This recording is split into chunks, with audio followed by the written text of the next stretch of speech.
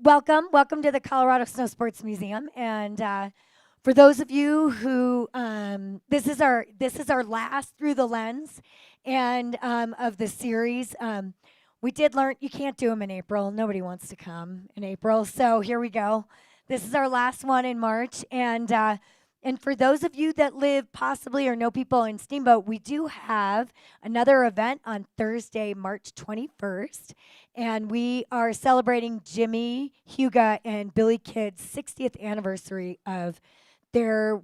They were the first men's Olympic gold medal or Olympic medals ever in alpine skiing.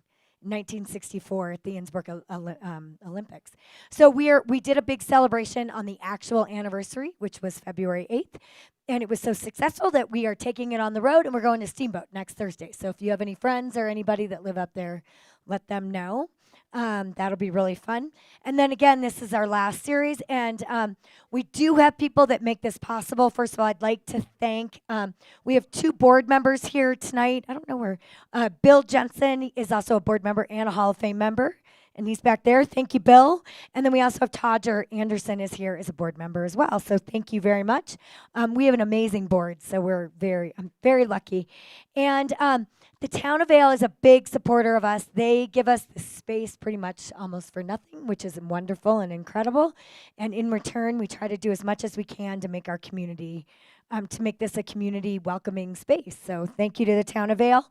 And tonight, we have an underwriter. They're not here tonight, but it's Moving Mountains, which is a luxury home rental, so in town.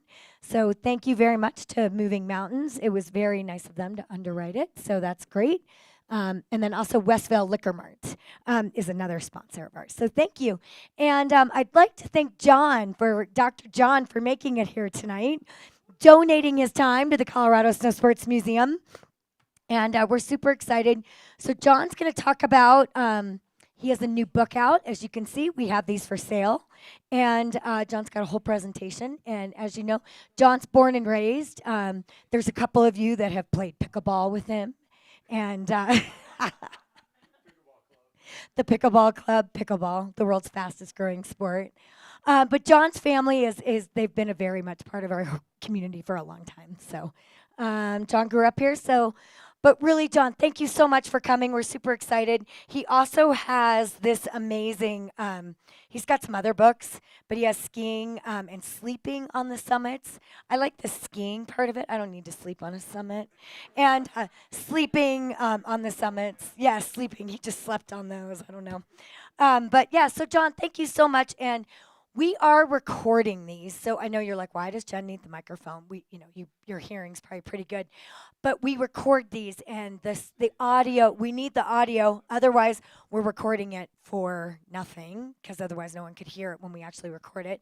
And yeah, we're so grateful that last year we did a whole 60th anniversary on Vail series, and we recorded Bill Hanlon, Rod Slifer, J.C. Clark, and John Donovan. They did a bunch of talks in here, and it's all recorded. So we're really grateful that we have all these recordings. So in 50 years, when none of us are here, they'll be so grateful that we have Dr. John on recording. So please talk into the microphone. And then at the end, we'll do a Q&A with the we'll do a Q&A. So We're gonna thank do you, Q&A, John. and we're gonna give away some stuff. Oh, John's going to give I got away some stuff. books. I got these buffs from my company.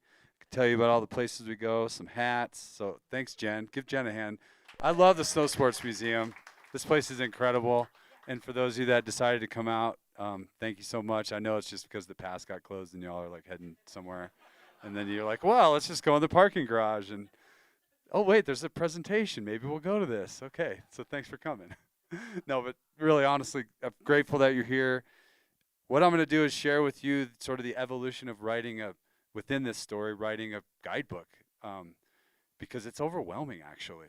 When you think about all the places, and I'm sure everybody in here loves hiking in the summer as much as they love skiing in the winter. And when it comes to exploring parts of Colorado, it's literally unlimited. I mean, for every place that I wrote an entry in this summer hiking guidebook, there were 10 other options, and it was so hard to figure out how was I going to write it. And but then also on top of that, in order to even get to this point, writing a book, a few other things had to fall into place. And so I'll sort of share with you that story as we go through and take a journey together. And some of my favorite places are highlighted, like over in Aspen, the Maroon Bells, and just how gorgeous a place like the Maroon Bells are.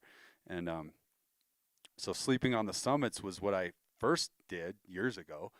That was sort of a wacky project, because actually what happened in that case was, you know, I'm on faculty here still in the Valley at Colorado Mountain College, and prior to doing that position here, we do study abroad programs there. I teach weather and climate, and that was sort of my real job. I got my doctorate in geography, weather, and climate, and I was a professor at Central Washington University out in Ellensburg, Washington, fresh out of my doctoral studies.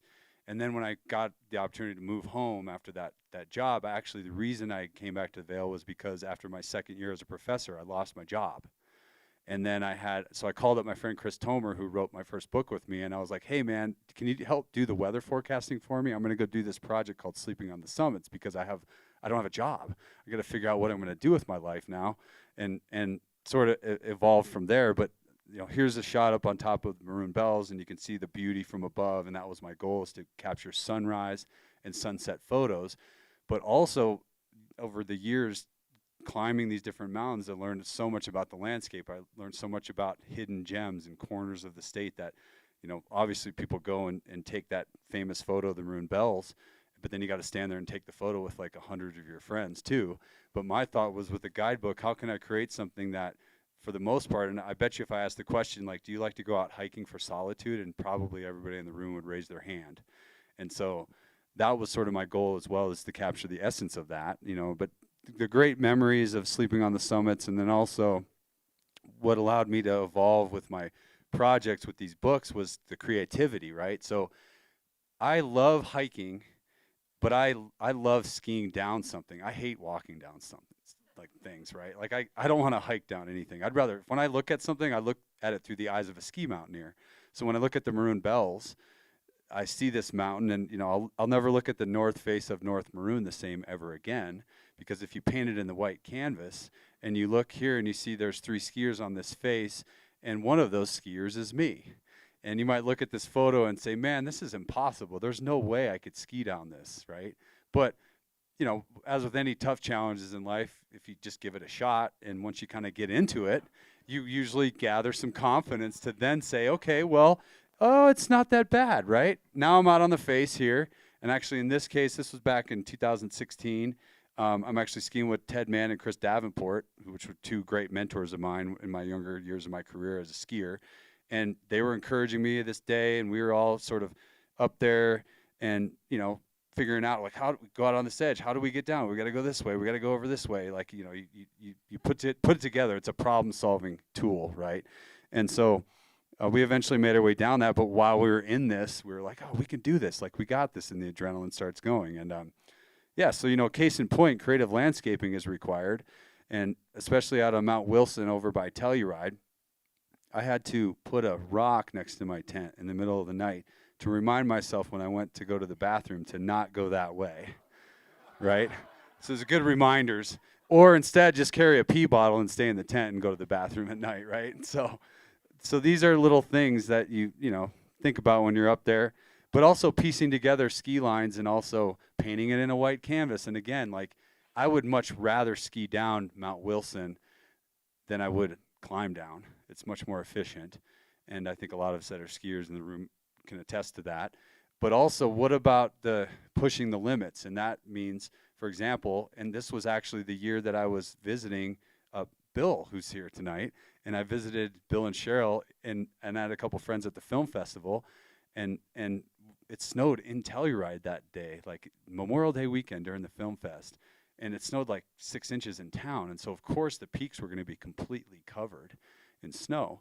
And so I found a couple, I met up with a couple of guys that were also going to ski these peaks that day, and I went and did Wilson Peak first and skied down Wilson Peak and met these 2 other guys that were attending the film festival as well. One of the guys, his name was Mark, and he decided to lead the way up the second peak because he was an experienced ski mountaineer, which then meant I could rest and let them break trail for me, which was good. And then we skied down that second peak together, you know, so the value of that teamwork and going through that goal and sort of saying to each other, man, like anything is possible. And then as we dropped in and skied the north face of El Diente, of course, there's Telluride is in the distance over here, and that's Wilson Peak, which we skied earlier in the morning. And then when we got down in the bottom of the valley, our eyes lit up because it was only 10 a.m. And we were like, well, what is possible? Oh, well, hey, let's go climb the third one, which is Mount Wilson, which is in the distance there. And then our other friend Brian started breaking trail at the third peak. So we, swapped leads on this thing, and before we knew it, we were standing up on the summit and dropping it on the third line. And so the confidence that's built from these projects over the years is something that I really love. But failure also is something that happens. So when I look back on those projects, sleeping on the summits was in 2012. So I ended up doing 73 of the 14ers in 95 days, which means I failed a lot. I failed over, 20 times at times where the weather was bad. I'd go back down. And then 58 peaks in 160 days skiing. Well, if the weather was bad, the conditions didn't warrant being able to go up a peak, we just start all over, and what does it feel like when you have to start all over? It can be a personal thing, a professional thing, like in life. I mean, it's really, really tough when you have to start all over. But picking yourself up one more time than you failed is really literally the definition of success. And you learn so many more times from the failure than you do the success. And that's what I've sort of based my career upon over the years, adding, doing some guidebooks and inspiring others. But now when it comes to guiding, of going to Everest over the years, I've been on 6 and going on 7 Everest expeditions. So I'll leave here next month to guide another client on Everest again this season. And you learn from those failures. Some of my most memorable moments, though, still in Colorado during sleeping on the summit. So here's Little Bear. Has anybody hiked Little Bear in Colorado? It's a 14er that's it's probably the most dangerous, either that or Capitol. They're tough. Yeah. And so I get up on this ridge line, and you're supposed to kind of climb up here, but a storm 2 or 3 days in a row came over this mountain, and so then I ran out of food. So I had to go back to the car and do a resupply, middle of the night, go back to the car and just like start all over again after failing 2 or 3 times getting this close to a summit. In similar ways on Everest, I've had a couple of experiences where I've gotten this close on Everest, but I turned around for various reasons. But in Nepal and on Everest, you're not going to have bears attacking your truck. So there's paw prints on the hood. The window was broken. There were bite marks in my cooler and everything, and peanut butter pretzels all over the interior. And then I'm here at 3 a.m. trying to clean the car up because I'm kind of type A and I don't want my car all messy and stuff.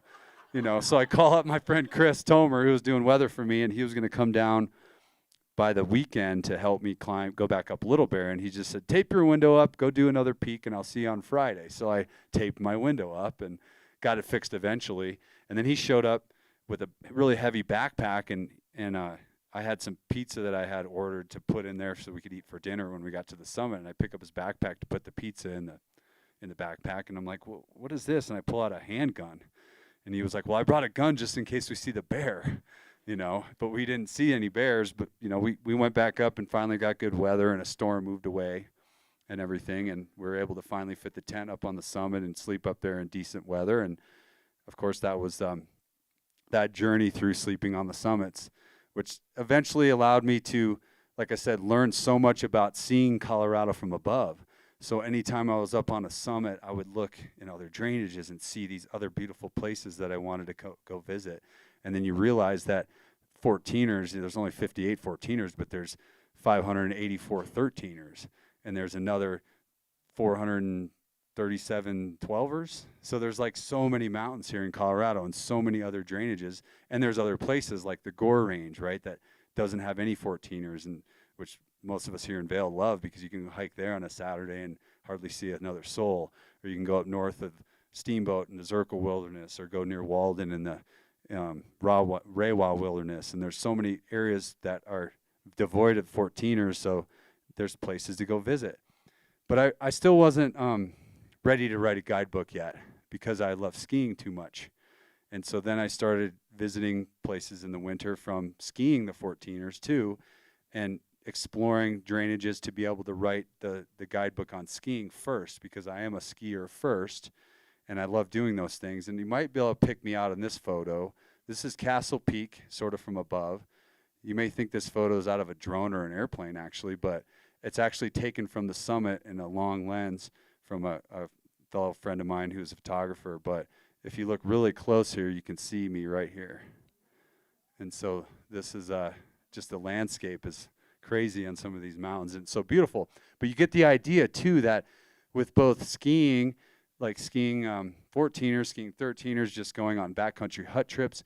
In the left, those trees in the distance, those Green, Wilson, and Taggart huts, which are above Ashcroft and this Pearl Pass. And so there's so much ski potential in all these areas. So again, thinking of these zones as through the eyes of a ski mountaineer led me to then finally write a guidebook on backcountry skiing first.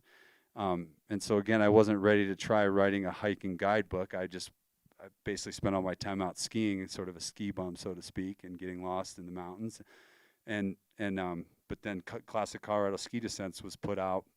And I think I did a presentation here maybe right when it came out back in 2017, prior to COVID.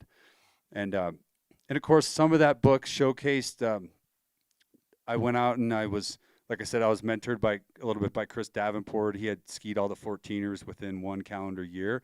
And I sort of said to him, hey, I think you can do it in like one season from like January to June.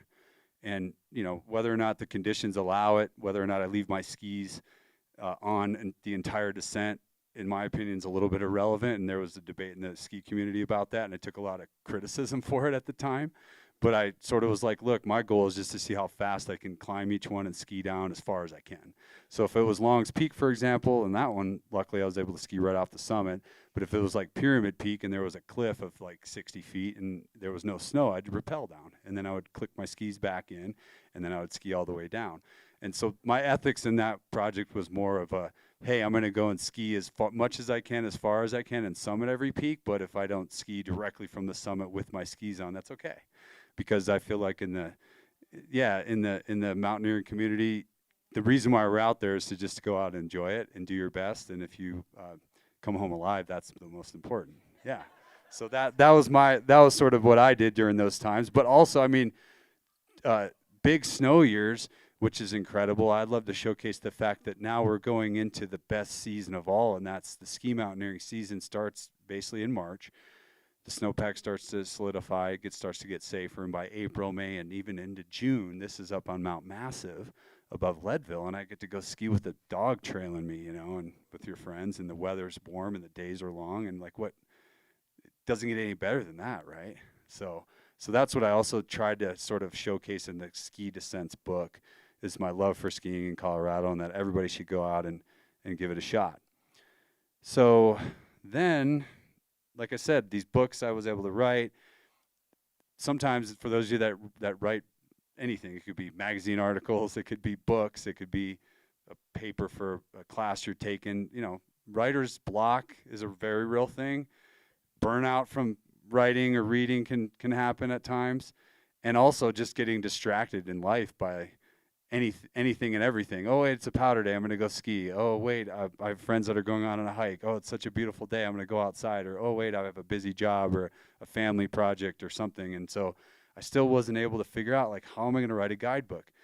And finally, this thing happened a few years ago that we all remember that still at times affects some of us. And other times, you know, I still haven't actually tested positive for this thing, but I've been around so many people that have had it. And so COVID happened, right? And for those of you that were here in Vail, myself included, Friday, March 13th. Wait, what's the date today? Yeah, isn't that incredible? So it's been 5 years. 4. Wow, 4. Dang it. So it's been 4 years. Now, wow, can you imagine and think about all the things you've done in 4 years? So I just remember coming in to Vail and then hearing that they're going to shut down the ski resort the next day. And then I do part-time ski instructing here as well. I'm PSIA certified, and we got an email saying, if you don't get all your gear out of the lockers, you're never going to see it again, like basically. So I went in and I took all my ski gear out of the lockers, and then that weekend they had all these stay-at-home orders. And then people were saying, well, Vail is closed, Vail is closed. And then I went out with a few friends and we skinned up Vail Mountain and went skiing and saw like maybe 50 other people up there. And everyone's like, well, there's no one enforcing this. And so I went skiing for the weekend. And then basically I came home, and on Monday I sat down and I wrote a book. But while I was sitting there, the images came to me, and that was this kind of stuff, like beautiful reflections and high mountain lakes, and beautiful places like the Elk Range. And I already had a blueprint. I realized I had a blueprint. I had experiences of writing, sleeping on the summits, which gave me my map of like from above, and also I had created a wish list of places I wanted to go explore.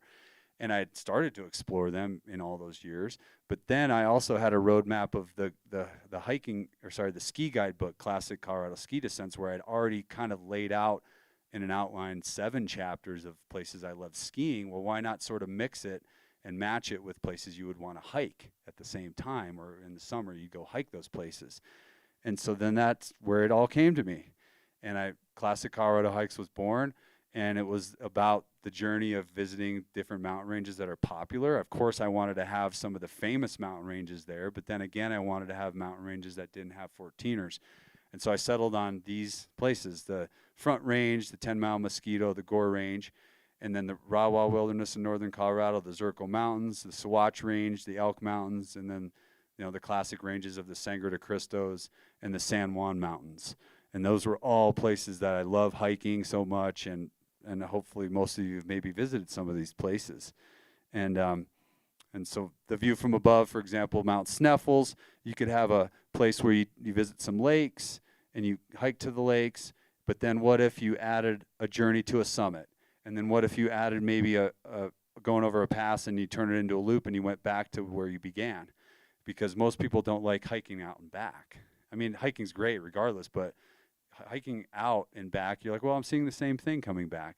I want to see something new and just do a loop the whole way, car to car. So a lot of these entries build on themselves in this format, and visiting these lakes is one of the most beautiful parts to this, and then we add difficulty after that. So let's go on a little bit of a journey, which is inspired by my dear late friend and mentor, John Fielder, actually. So I kind of start with the Front Range peaks here. So this is in Rocky Mountain National Park. This is called Dream Lake. And Fielder actually, he gave me some photos for this guidebook too. Over the years, I spent a lot of time in the outdoors, and I needed photos of places, in some cases, that I didn't have time to scout as well as I wanted to while I was writing the book. So this is in Brainerd Lakes area in the Indian Peaks Wilderness. This is called Mitchell Lake. And that's Mount Toll in the background, and Blue Lake this is called. There's actually 7 lakes in Colorado, all named Blue Lake. So very, very creative. This is Brainerd Lake. They're beautiful reflections.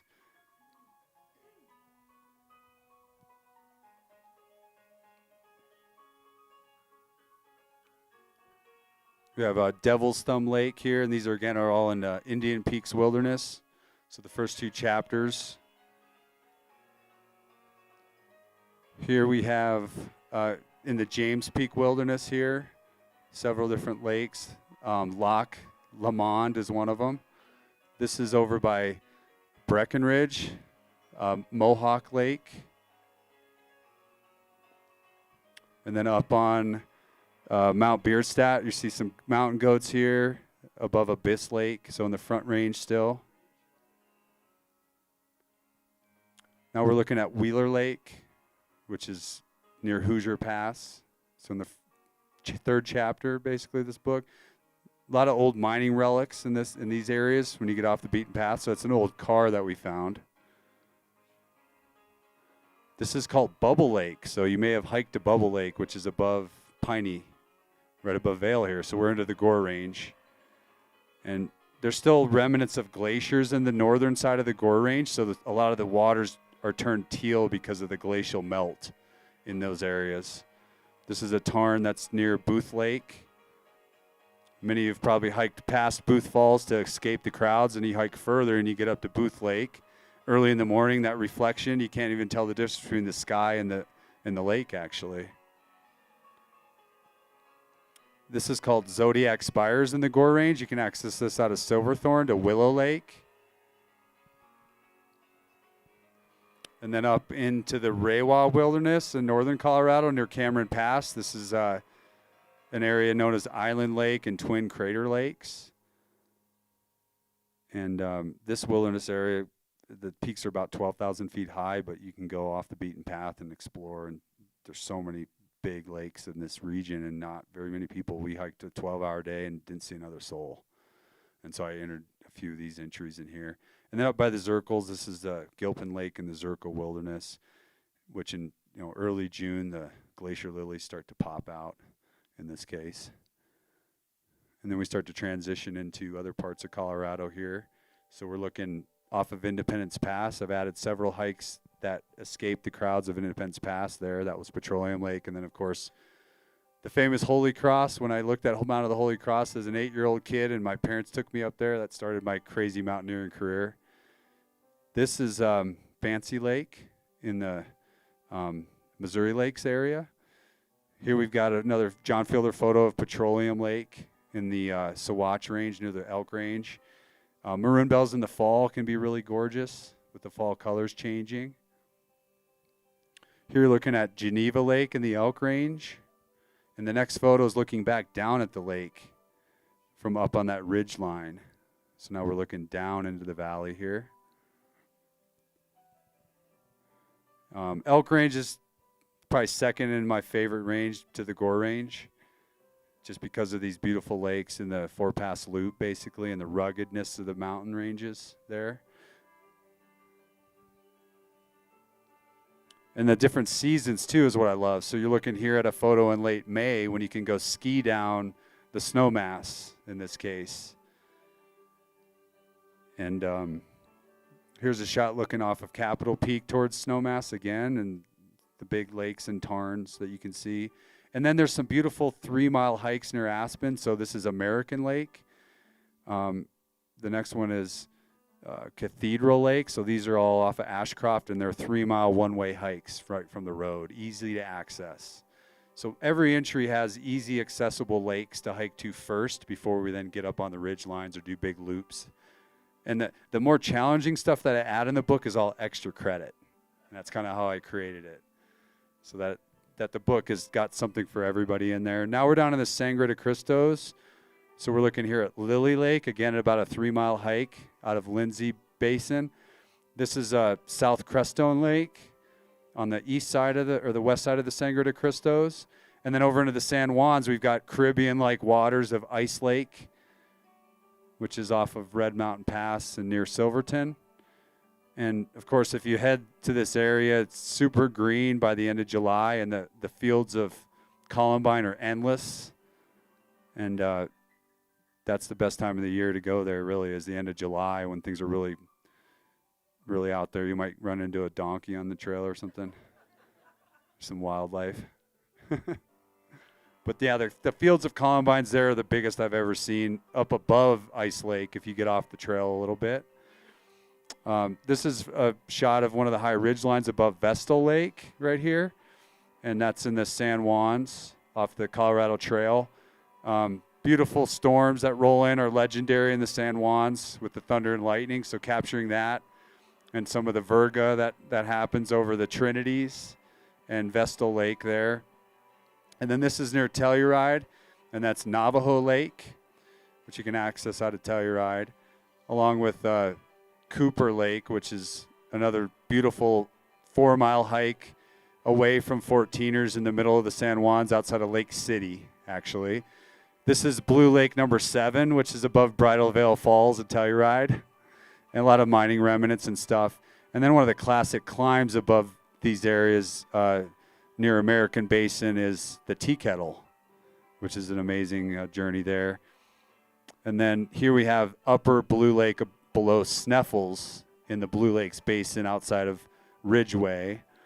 Island Lake, of course, also in the San Juans. So the San Juans also just have unlimited hiking and lake potential. I mean, there were so many lakes that I couldn't even, in this book, I could have written 4 volumes of this, honestly. Like, after I got done publishing it, getting it out, I was like, wait a minute, looking at a map, I'm like, why didn't I put that in there? Why didn't I put that in there? Like, it was so hard, Why didn't I put that in there? Well, that's in Nepal, actually.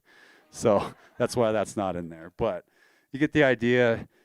We have to sign up for one of my treks to base camp to see that. This is in Colorado, though. This is called Jagged Mountain, and we call that Hidden Surprise Lake. It's actually an unnamed lake there.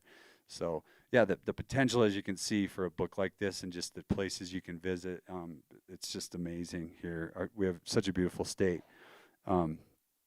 So the next portion of the program is, well, if you find a mountain lake any time of year, especially in the summer when it's a little warmer, who in the audience would love to jump in this lake, right? And refreshing, cold plunge, beautiful sunny day, right?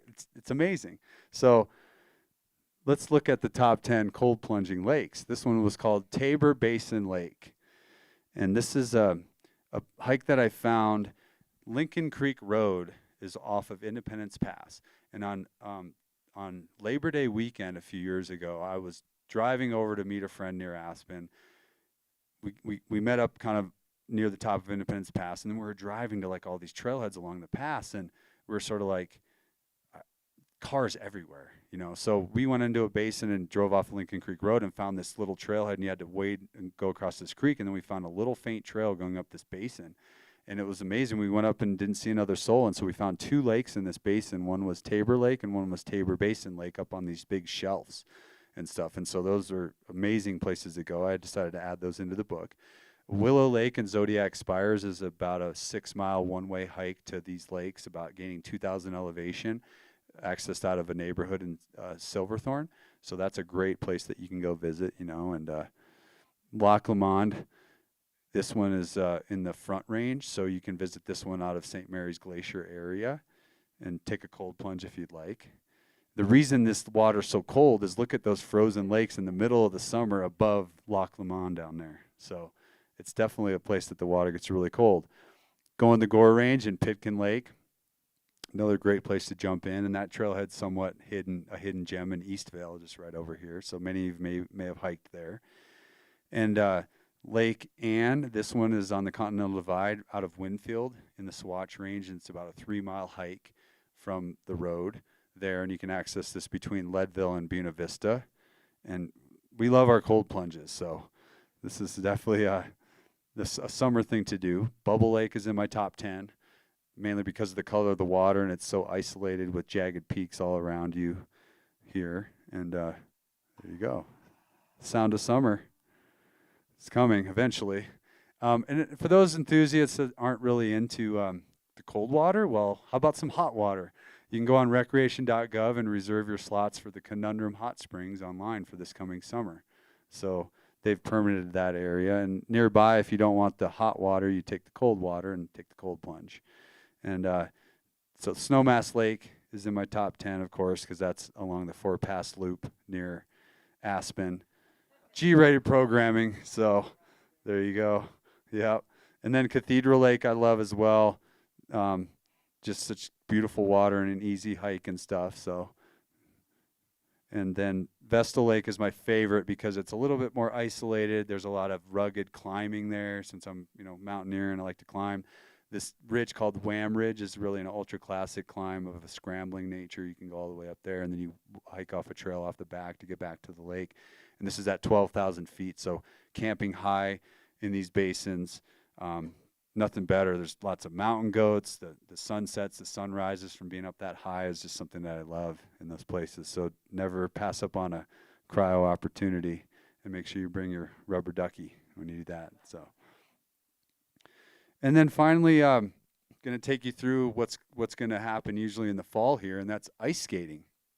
So in this guidebook, I decided that there's a lot of places, and we have this now more than ever. I feel like in the fall we get these really long dry spells where it's 50 degrees in town here at 8,000 feet. Late September into October, we get these long days where there's bluebird days. It's cold at night. It's in the 20s. It's maybe in the teens up above tree line or about 10,000 feet. And there's weeks of this sort of late summer transition into fall, cold nights, and that puts the ice into condition because it doesn't snow. And so you can go and find lakes that you can skate. So I'll take my skates, I'll put them in my backpack, I'll hike in with some friends, and you never know what you're going to find. You might find ice that's looks like a Zamboni drove over it. This is Missouri Lakes near Vail, and you can put your skates on and just go for a skate, and it's just incredible ice sometimes. This is called Chihuahua Lake. That's the east wall of Arapahoe Basin. On the other side is the Arapahoe Basin ski area. This is accessed out of Summit County there. And it's just really, really beautiful when you can go and skate in these places. Don't know if I can get that to play on the click. Might not be working. We just cut an edit with skating on the Maroon Bells Lake there, but get the idea. The ice is really great and such a beautiful location and stuff. And so every fall I grab my skates and try to go find some new lakes. And in the book I suggest some lakes that I think are really great to go and try to find wild ice. And you get that kind of scenery, you know. Beautiful scenery. This case, Missouri Lake, was just glazed over. And that was because it hadn't snowed probably in 2 or 3 weeks, and this was the first week in November. So every night's cold. It freezes the ice really good. And then people ask, like, well, how do you know you can skate on this ice, right? Is that the lingering question? Well, basically, it's real scientific. You take a rock about the size of a softball, and you throw it up in the air as high as you can. And if it comes down to a thud and it doesn't crack the ice, and you kind of listen for it, then you know it's pretty safe. If it comes down and it like breaks the ice, you're kind of like, well, it's probably a little bit too thin. A lot of people will also wear life preservers, and they'll go out there and skate in the life preserver. Yeah, and then if they crack and fall in, then they, you know, can get out, or their friends can help them out somehow by throwing a rope and stuff. So there's become a community of wild ice skaters. Been made famous, not me, but people I've seen, they go out there and they post it on social media, and it's like a big deal and stuff. But so I just put some entries in the book. But one of my favorite places to go skate, I went to Nepal on the study abroad 2 years ago when we were on the study abroad, and this was the first week of December. And oops, that's the next part. But first week of December, and the ice was really thick on one of the lakes above Gokyo at about 19,000 feet. And this is Choyu, the 8th highest mountain in the world there. That's 27,000 feet high. And I was ice skating out there, and one of the Sherpas that was with me was filming me, and the whole time he was like, Dr. Jon, be careful, like the ice is not thick enough. But it was really thick. It was cold this day because we were so high in elevation. So that was one of my fondest memories, is just taking my ice skates to Nepal and going for a skate.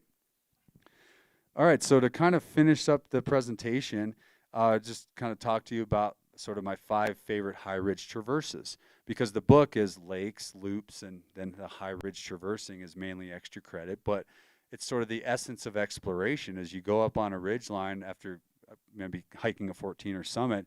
And there's 2 things for me that come to mind, and that's like you see a ridge line and you're like, wow, is it possible to go way out there?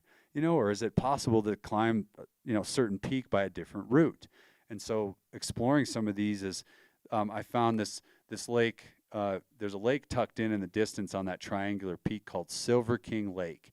And I took a ridge line all the way up to the summit of that and then traversed this whole entire ridge going over like Centennial 13ers, Emerald in Iowa to Missouri, which is a 14er, and then continuing out. And that traverse is just spectacular.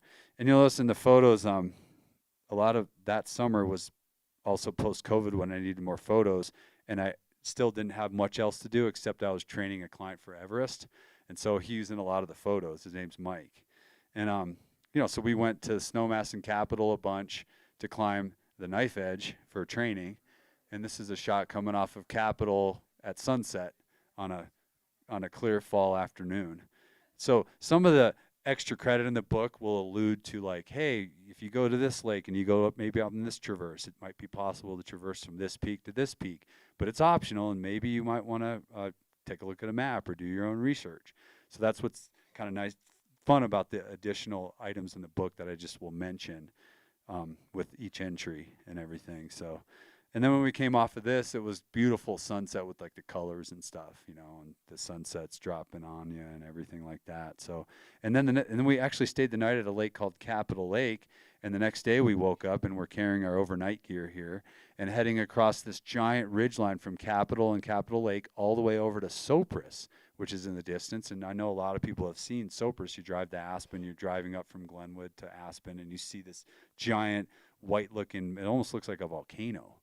And so we were going to traverse to this, and that we took a whole day on high ridge lines in October when there's no thunderstorms to do these high ridge traverses. And in the book, I lay out like seasons for doing this stuff, right? Like post monsoon, you're going to want to hike to, you know, at the places you can do these high ridge traverses, because in September and October, we don't really get the afternoon thunderstorms. And during the thunderstorm season, you have to start early and hike to your lakes then, and to get back down before the storms start. But in the fall, it's sort of game on for these huge ridge traverses. And this is looking back from Sopris to Capitol, where we had come across this whole ridge for an entire like 8 or 10 hour day walking. And we saw elk and even saw a bear at one point. Like, it's just such a beautiful place to visit. And then Adams Lake, and there's South Crestone Lake, and the Kit Carson Massif is my second favorite. And part of this story is that, as in my earlier books, so John Fielder wrote the foreword in my very first book, and then I've had some other books that were written and other people contributed to those. And then I needed to find somebody to write a good foreword for this book. And I thought about it for a while, and I reached out to a guy who's in this photo by the name of Andrew Hamilton, which he should probably come here and do a talk at some point. He's just an amazing guy.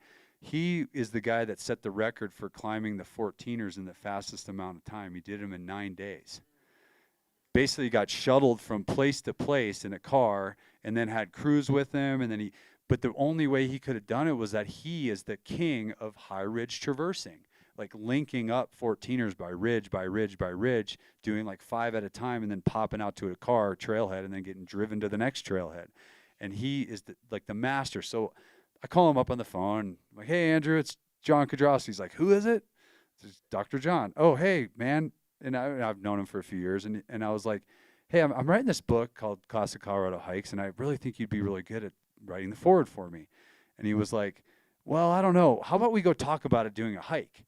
And then we start talking about, I was like, well, I want to go climb Mount Adams because I'm going to put it in my book, but I also am wondering if like the ridge line goes from Mount Adams to the Crestones. Do you know anything about that? And he's like, yeah, let me show you.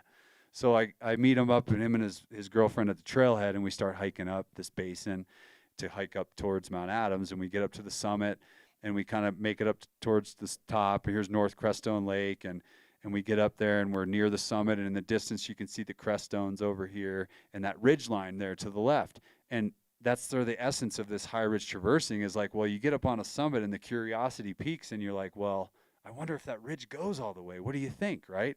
And so we sit up on the summit for a bit and ponder it, and then before I know it, they're off and continuing on the ridge, and that was the curiosity. And as you're up here on the top, you can see other lakes from above, and our objective was to get over here on these peaks. And so we start just traversing along the ridge lines, and yeah, sure enough, like we were able to come all the way over here and traverse all the way across here. And this is called the Challenger Point in Kit Carson, which is a 14er. And as we're kind of hiking along, like late in the day, we finally summited over here. It was like late September. And then we got down to another lake that was in the basin here. But of course, along the way, there's all these like really rugged ridge lines and things like that, but that's like the essence of high ridge traversing. And it was like a 15-hour day. And finally, we got back to the car. It's starting to get dark. And I'm like, Andrew, will you write the foreword for me? And he's like, yeah, I'll do it. So I got him to write the foreword for me in this book. And he's legendary. And his girlfriend, Andrew, is even tougher probably than he is. And she did the 14ers 24-hour record. She climbed 12 14ers in 24 hours by doing high ridge traversing and then getting picked up and chaining these mountains and then going from peak to peak. So just they're incredible, like power couple. Like hiking with them, I was like running the whole time, trying to keep up with them. So I got my foreword written. And then my favorite place, like I said, is Vestal Wham Ridge area, the flowers there in the summer, and also the high ridge traversing. This is my friend Tori Udall, who is part of the Protect Our Winters executive board and stuff. And so he's a great guy, and he decided to join me on this adventure. And again, so rugged, but so beautiful all at the same time. This was Mike climbing up Wham Ridge above Vestal Lake in that part of the state. And and so honorable mentions, Halo Ridge. I've got a fantastic loop in here that is really just class 1 and 2. So class 1 is trails. Class 2 is sort of off trail, but kind of on rocks, hiking, but not technical. You hike the standard route up Holy Cross, go to the summit of Holy Cross, and then you follow a ridge across the Halo and then all the way across this ridge to here, and then back to the Notch Mountain shelter, and then circle back to the car. And that's about a 8 to 10 hour day that people can do. That's not just the standard hiking route on Holy Cross and back down. And another honorable mention is, of course, the Maroon Bells Traverse, which is a little more rugged. You get to see mountain goats in these places. And also, which I love about the Maroon Bells, is this is petrified ocean bottom. So you've got the uplift from the mudstone and the shale and the sedimentary rock that was at one time, prior to the Laramide orogeny, 150 million years ago, at the bottom of an ancient sea. And the uplift of the Rocky Mountains between 100 and 140 million years ago uplifted, and there you go, you have the ripples of that ocean bottom at the tops of our mountains. And so it makes for fantastic geology and scenery and everything like that. Other mountains I recommend as really nice 14er hikes, Uncompahgre to Wetterhorn. It's a traverse that covers some across land, but nothing too technical and crazy. I love doing El Diente to Mount Wilson and climbing, and as you saw, and this is what's really interesting about climate change before I kind of get to the end of the program, is that if you can recall from the start of the show when I was telling the story about skiing the 3 14ers, Mount Wilson, Wilson Peak, and El Diente out of Telluride on Memorial Day weekend, May 28th of 2016, I ventured back 2 weeks earlier than that on May 14th of 2022, so 6 years later. And remember, 6 years later, 2 weeks earlier, and look at the lack of snow that we saw in that particular season. We actually carried our, and there you go, there's the image. Look at the difference. And how we're getting these drier winters, we're getting dust storm layers on our snow, we're getting warmer springs, we're getting all this climate change, and it's just astonishing how it's becoming harder and harder to ski snow later in the season now. We had to put our Hokas on and climb up the cliffs at the last part of this, and then transition in our skis further down. Wasn't able to ski off the summit in that particular year, you know. So just this climate change is happening, and if we can do our part to little things like recycling and carpooling and those things, I'm sure it'll help at some point, installing solar systems and things like that. But that change is just really astonishing out there. But the beauty, this is again in the San Juans at looking at Wyndham Lake right there, and the Wyndham 14er right there. But just a lot of fond memories through the years from hiking with my sister, for example, on my in the 14ers in my teen years, to now going up on trails with friends and little furry friends as well, and seeing our other furry friends and stuff like that, and just enjoying the journey and the satisfaction that comes along the way. And that's sleeping on the summits along with classic Colorado hikes and all the adventures to bring you this guidebook. So I want to thank you guys for having me. And do you have any questions?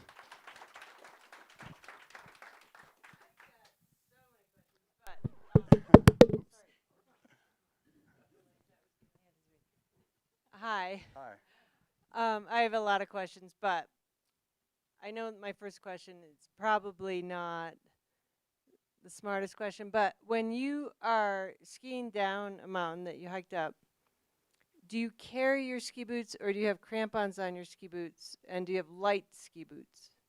Yeah, like I ski in Scarpas generally, and those are good backcountry boots with the walk mode, and they're crampon compatible. And then skis, I either ski like a Kesley or a Fisher, and those are lightweight AT bindings with Dynafits, super light. And so then if you're steep enough couloir that you can no longer skin, then you put them on your back, and these backpacks now have like really good straps, and then you strap them on the back, but you still stay in your boots. And then the boots are adjustable, they're comfortable, they're custom molded, all that sort of stuff. So you hike in your ski boots Yes. Mm-hmm. when you're planning to ski down? Yes. Okay. Yeah. And then do you have crampons, I assume? Yeah, you can put crampons on, or like, you know, when we get the snow that happens in the spring, if you get, let's say, a dumping of snow of like 6 to 8 inches, you can climb up couloirs of 40 degrees without crampons, because what will happen is your feet will plunge into that powder, and then you can just get grip and climb up and without a crampon. But crampon add grip if you need traction to climb up something like that. And then I generally, as a rule of thumb, as a ski mountaineer, I will ski the line that I climbed. So then I understand the snow condition, what it's like, even as we go up. If I'm with 2 or 3 companions, we discuss safety, skiing down a couloir, for example, or 9 times out of 10, I'm with people that love filming and taking photos or taking videos, or I work with brands, so we'll be doing photography for some reason, and we'll hey, photographer will be like, I'm going to stage myself here, and you're going to go here, and we're on the radio communicating, and it's all linked to both capturing the moment for content, but also filming and or skiing safely. Wow. Yeah. That's amazing. And I do have I have a lot of questions, but I'll just ask one more if I may. When you were with your friend who is really good at going over the ridges. Yeah, Andrew. And Yeah. then you decide to go further. How do you get a ride back to your car?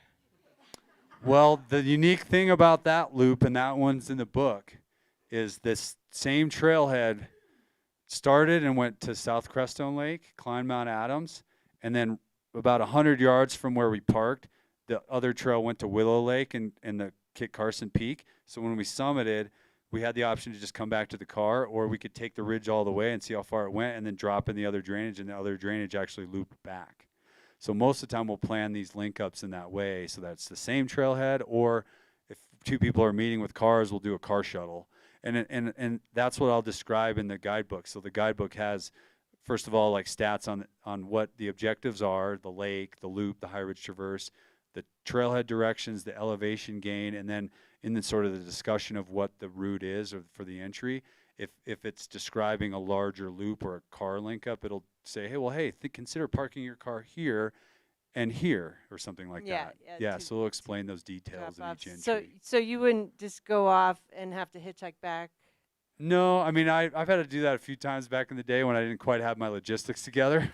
Yeah, but, for the most part, figure it out. Or like I've done things where I'll go leave a bike somewhere and then ride the bike back. I've gotten actually a lot more into that over the years. So that might be another idea for like a guidebook, is like hiking and biking or something. I don't know. So it's literally unlimited, right? Like you can kind of create, and that's what I love about the outdoors. I mean, you can create anything you want. It's so fun. So. Well, thank you. Yeah. Any other questions? Was there one over here? Sorry. Otherwise, the recording isn't good. So, avalanches? Yeah, so what I've found over the years is, the snowpack stabilizes in April and May and June. So with the exception of a really, really big dumping of snow, I mean, even it was amazing, and Bill can remember that. I mean, we dumped a bunch of snow, and he was sort of like, are you worried about avalanches up there? And I said, well, typically in May, what happens is the snow's stickier, and it tends to bond to that layer below, and that's exactly what happened. And on these north-facing slopes, it stayed cold enough. You have to worry on south-facing slopes because the sun will hit it, and then it'll melt it, and it can be after about 10 or 11, it can be a wet slab avalanche potential. But north-facing slopes in May, the snow generally sticks pretty well, and we assess it too as we're climbing, and you can feel it. I mean, if you're plunging like some of the photos I showed you, plunging in up to here, you can feel the snowpack and the strength, and we even will dig a pit and check the stability too. And if it slops right off, you'll hear whomps, and then we'll back off. But most of the time, that's the safe time. The dangerous time comes when we don't have adhesion of those layers because of the deep facets or something from a deep persistent slab from something in January and February, and now we're getting into March and we're starting to come out of that with the warmth. But obviously a big dumping like this on the Front Range with this upslope storm, there'll be a lot of avalanche danger still, and we have to watch those things too. So we don't ski stuff steep. Even in March, I stay away from it if it hasn't been like over a week since a storm. You have to really watch out for the steeper skiing. But it starts to come out of that as we get warmer days because the snowpack starts bonding. We've had warm days.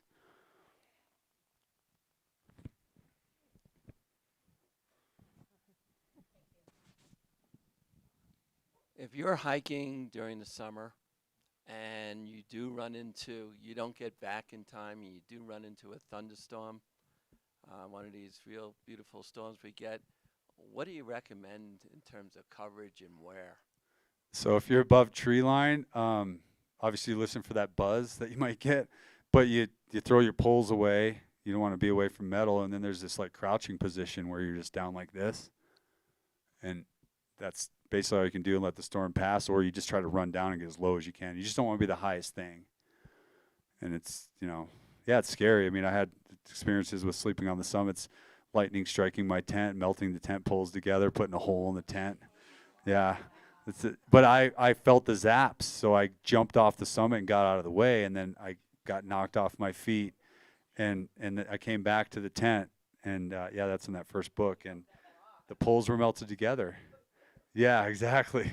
But yeah, I was always up there, like, for sleeping on the summit, studying escape routes, having my stuff ready to grab if I had to get out of the way, or watching storms. And that was the beauty of that project too, was like Chris gave me forecasts. I'd be sitting on a summit and he would say, well, hey, if you look to your west, there's that storm, and I would see it and I'd confirm it. And he would say, well, on radar, it looks like it's going to miss you. So then it was still my decision. Do I stay up there and watch it go by, or do I trust his judgment? So it was like the ultimate teamwork. It was back before we had these fancy radar apps now, where the radar, you can it shows up and it kind of shows you the storm track. Back then, I would just call him. He would text me if I had enough cell reception, and he would send me updates. And that's how we did that project in particular. But yeah, the hiking standpoint, if you're out, the biggest piece of advice is, no matter what, just get in the practice of starting really early, especially in June and July. Get out in August, get out of your house and leave in the dark, drive to a trailhead, maybe start with a headlamp if you're going up on the high peaks. And then you're generally safer below tree line, though, if you're hiking to lakes in the summer, and just take your rain gear and stuff, So yeah, safety first comes with just starting early. I was wondering if Maroon Bells Traverse is permitted a reserve system now. Well, it is through the fact that you have to go online and purchase a parking pass to go there. Or you could reserve the shuttle bus out of Highlands, and you can ride the bus up. Yeah, so somewhat yes, but you don't technically need a climbing permit to do it. You just need or like, I've led some hikes over there with our students when I run environmental science for Colorado Mountain College, and through the Ranger Forest Service, they give us parking permits and a permit for the day to take our students there, so we get it permitted through our outdoor program. So I'd imagine it'd be the same, guiding trips there. But yeah, it's basically to visit, you have to get a permit. Yeah, you get a parking reservation, but then you go and you can hike in there and visit the lake and stuff on a daily permit. Yeah. One more question, and then I'm going to give away something. I was going to ask you, do you have a list of what you carry, and do you use a Garmin and Yeah, all the like other a things? 10 essentials.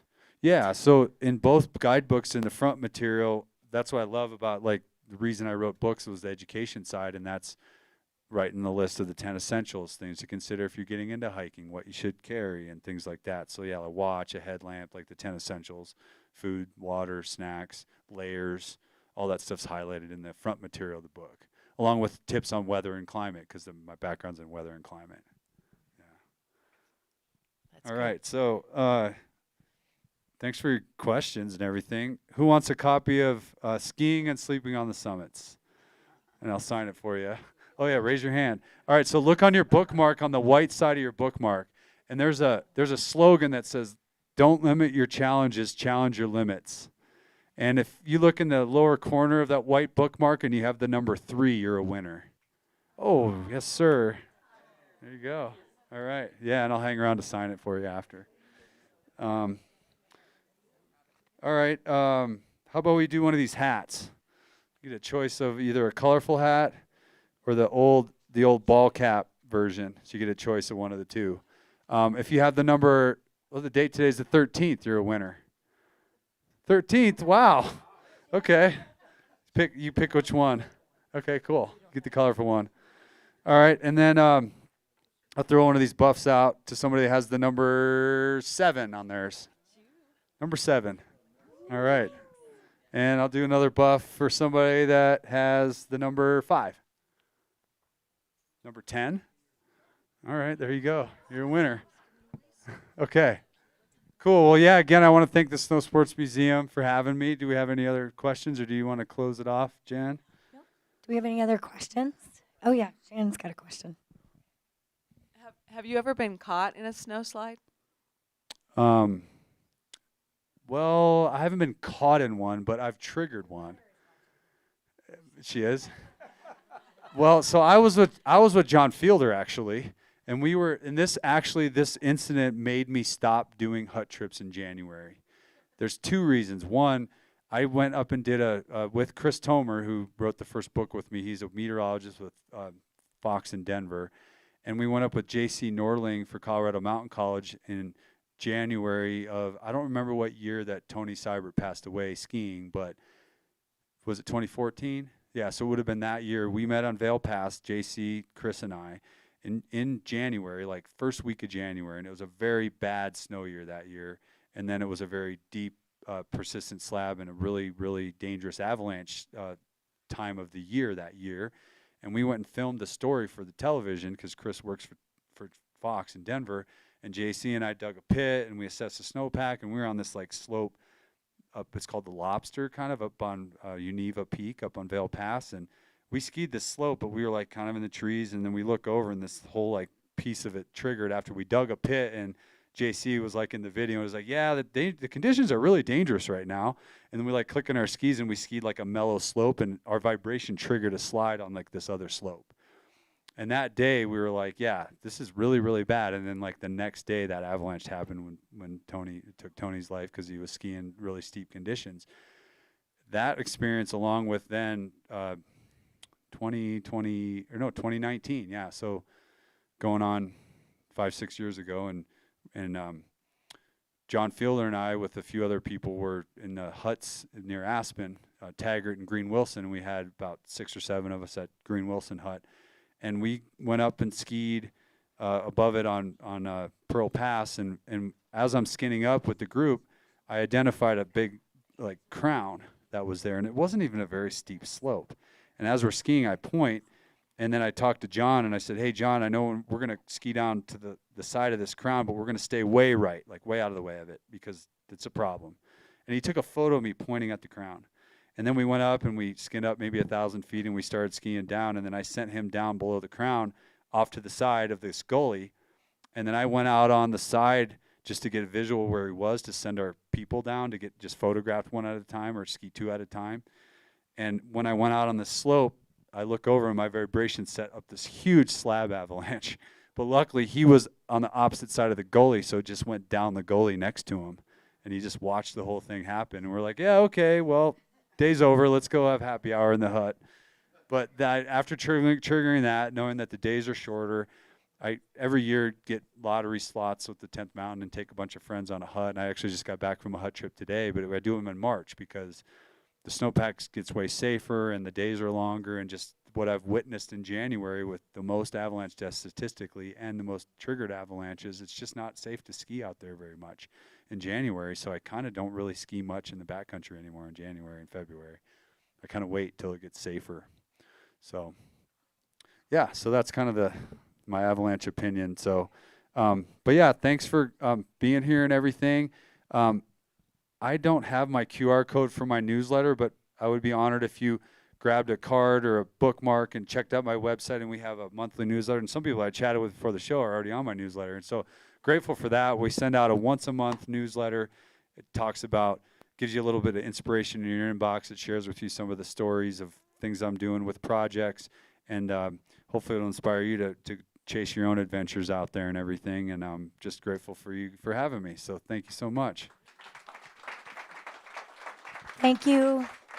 Thank you, John. That was like a perfect way to end our Through the Lens, because our motto, not our motto, but the mission of the Colorado Snow Sports Museum is to celebrate Colorado snow sports history by telling stories that educate and inspire others to seek adventure. So like this is the perfect tie-in. So thank you so much for coming. And if you're not a member of the museum, please consider becoming a member. And we're having a little après-ski party for all of our members this Friday from 4 to 6.